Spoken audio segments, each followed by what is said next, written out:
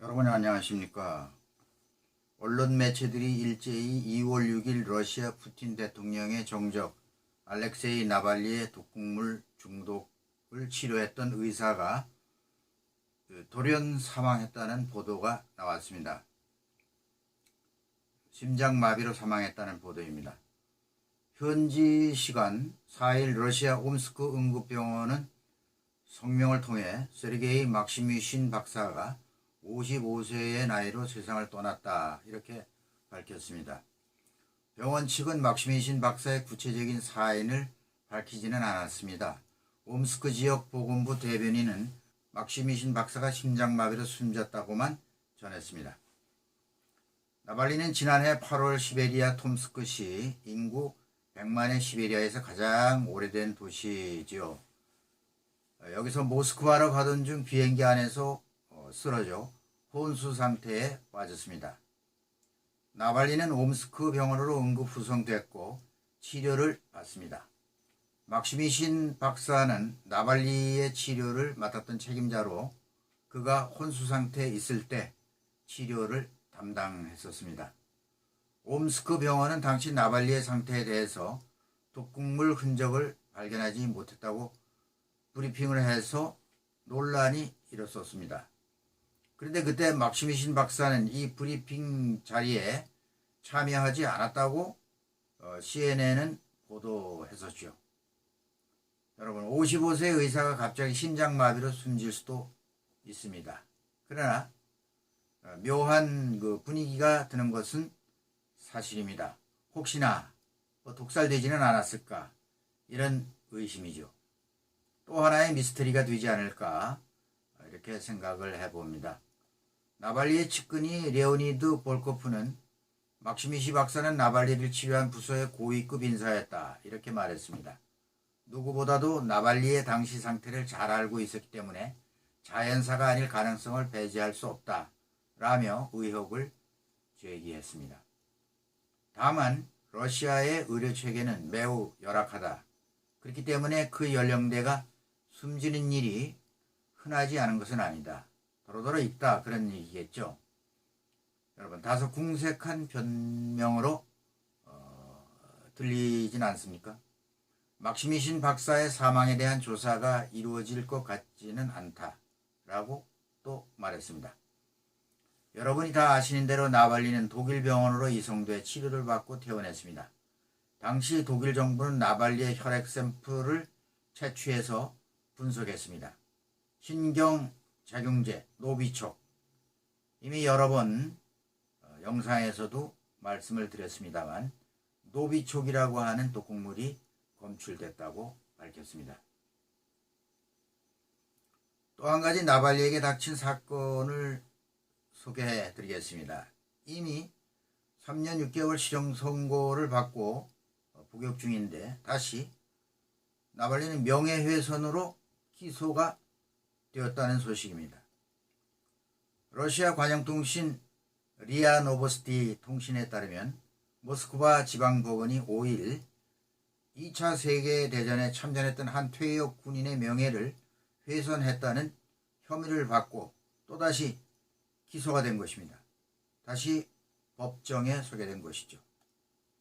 인테르팍스 통신에 따르면 현재 구치소에 수감 중인 나발리가 이날 모스크바 구역 바브시킨스키 법원의 출석 명령을 받고 출두하게 되었습니다. 재판을 위해서 출두하게 되었습니다. 설상가상입니다.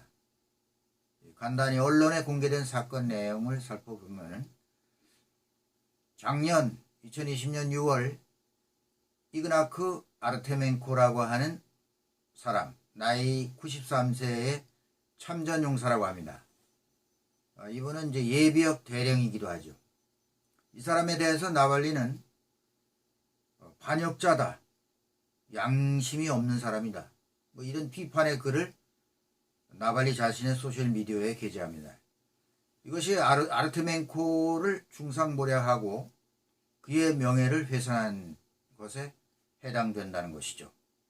이런 혐의를 받고 불구속 기소가 되었던 것입니다. 이후 나발리를 중범죄자로 여겨서 연방수사위원회가 수사를 벌여 나발리를 기소했습니다. 했었습니다. 나발리의 당시 주장은 이 아르테멘코가 블라디미르 푸틴 대통령의 장기 집권을 허용하는 헌법 개정을 지지한 사람이다 라고 하면서 강하게 비판했던 겁니다. 나발리는 그를 비판하기 위해 자신의 사회관계망 서비스에 이 아르테멘코의 동영상을 끌어다가 올리면서 개헌을 지지한 이 퇴역 예비역 대령 아르테멘코를 푸틴에게 매수된 하인이다, 양심 없는 인간, 반역자 등등 강도 있는 비난의 글을 게재하면서 그 영상에 함께 게재했던 것입니다. 나발리는 이 아르테멘코가 퇴역군인 아르테멘코가 푸틴 러시아 대통령이 사실상 종신 집권을 할 수 있게 한 개헌한 지지자로 간주하고 격분했던 것이죠. 그의 독재를 지지했던 그런 인물로 간주했던 그런 생각에서 그를 비판했던 겁니다. 러시아 참전 군인 연맹이 나발리를 중상 모략 명예훼손죄로 고발하게 됩니다. 아르테멘코의 손자 등 가족들도 나발리의 글을 읽고 고령의 참전 군인이 충격을 받았다, 이로 인해서 건강이 급속도로 악화되었다 라면서 처벌을 요구했었습니다.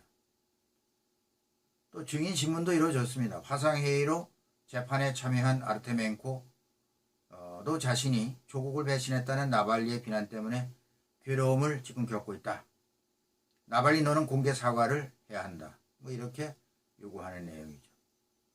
나발리는 굽히지 않았습니다. 화상신문을 통해 그의 손자 등 친척들이 아르테멘코를 팔아서 돈을 벌려고 하고 있다, 힘없는 할아버지를 이용하고 있다, 이러면서 이날도 누군가가 통화하는 그 옆에서 아르테멘코에게 할 말을 몰래 알려주고 있다, 이런 지적까지 했습니다. 판사는 신문 과정에서 손자와 나발리 간의 말다툼이 격렬해지고 심리 시간이 8시간이나 지체가 되자 검사의 요청을 받아들여서 공판을 다시 이달 12일에 재개하기로 하겠다고 밝혔습니다. 만약 유죄가 인정될 경우에는 나발리는 최고 2년의 징역형에 처할 수 있다고 전했습니다. 러시아는 징역형보다는 벌금형을 많이 부과하는 것 같습니다. 그 이유는 여러분이 상상하면 되겠습니다. 나발리는 4일 옥중에서 자신의 홈페이지에 띄운 글을 통해 우리가 두려움을 극복해야만 권력을 잡은 도둑과 권력자들로부터 우리의 조국을 해방시킬 수 있다, 이렇게 전했습니다.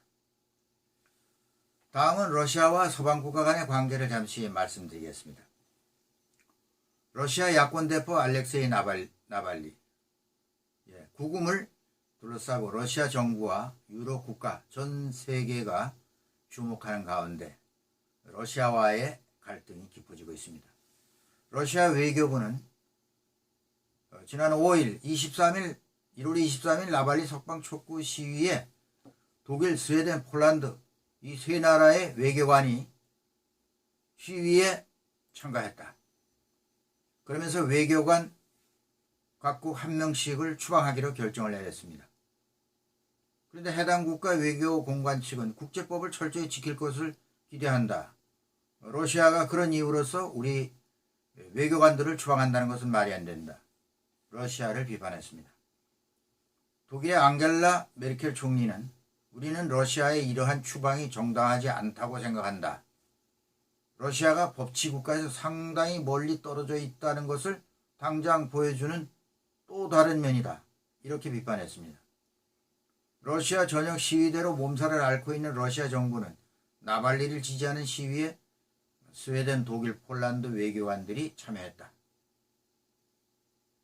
이 외교관들이 시위대에 같이 합세했던 거다, 이런 식으로, 그래서 이들을 추방하겠다, 이런 얘기입니다. 이 조치와 더불어 유럽연합은 여기에 반발합니다. 조셉 보렐 유럽연합 외교안보정책 고위 대표가 러시아 외무부 장관 라브로프를 만났습니다. 직접 찾아가서 만났습니다. 그는 침묵의 벽을 세우는 것이 대안은 아니다, 중요한 것은 모든 문제를 논의하고 서로 타협하고 이해하고 양보해야 된다. 이렇게 러시아를 방문해서 강조했습니다. 그러면서 나발리의 석방과 독살 사건을 투명하게 수사할 것을 러시아 측에 강력 요구했습니다. EU와 러시아 외교수장이 회담한 것은 지난 2017년 이래 처음 있는 일이라고 합니다.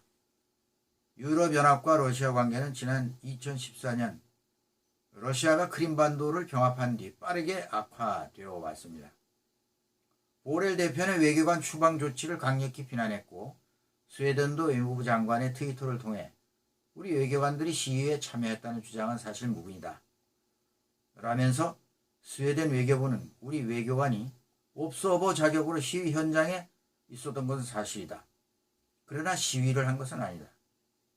주재국에서 벌어지는 정치적 전개 상황을 감시해야 하는 것도 외교관의 핵심 임무로 그건 자연스러운 부분의 일이다. 이렇게 반발했습니다. 나발리 사건으로 노출된 러시아 푸틴 정권의 부패와 인권 탄압은 국내 반푸틴 시위를 불러왔고 유럽을 비롯한 서방 세계와 관계가 악화되는 계기가 되었습니다. 뿐만 아니라 연방통계국은 코로나19로 러시아는 2020년 한 해에 작년이죠. 사망자가 총 16만 2천 명에 이르렀다고 발표했습니다. 이것은 2019년 대비 18% 증가했다는 통계 수치를 연방통계국에서 밝혔던 겁니다. 또한 이로 인한 경제적 침체가 가속화되어 있었습니다. 빈부의 격차가 심화되고 푸틴 정권의 부패상이 나발리에 의해서 폭로가 되고 이렇게 함으로써 푸틴 대통령의 지지도가 점차 하락하고 있다는 사실입니다. 그렇다 하더라도 현재 푸틴의 지지도는 50% 선을 유지하고 있다고 합니다. 이것이 바로 러시아의 현실이라고 하는 사실. 멀고 먼 러시아의 민주화 결국 어떻게 될는지 우리가 한번 주목해 볼 만한 사실이 아닙니다.